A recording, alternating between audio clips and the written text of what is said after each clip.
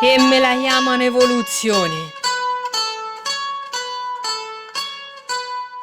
Mi chiamo Lucy e so parecchio lezza. Ero lì, sottoterra a riposarmi. Io nini e so venuti a disturbarmi. M'hanno tirata fuori neanche mezza. E dopo gli è toccata anche incollarmi. Ma non mi paio venuta una bellezza. Come donna citti e so parecchio grezza. Che m'hanno riesumata per umiliarmi.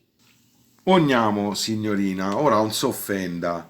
Noi siamo un gruppo di studiosi e si vuol capire com'è questa faccenda che ha dato origine all'umanità e grazie a lei ci sa la congiunzione fra i vari passi dell'evoluzione. La sua antenata aveva un'andatura a quattro zampe e a un tratto ha cominciato a alzarsi in piedi. Il clima era cambiato e insieme si capisce la natura. E con domani vote uno matura. Da un essere buono a fa niente ha imparato a annafantà col fuoco e l'ha domato. La classe, Lucy, un è mia segatura.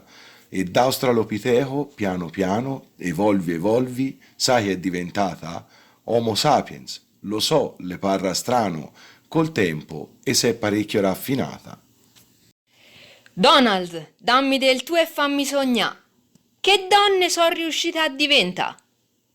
Guarda le slide e ascolta le tue gesta, perché so donne a cui il mondo si inchina. Jeanne d'Arc, Cleopatra, Santa Caterina.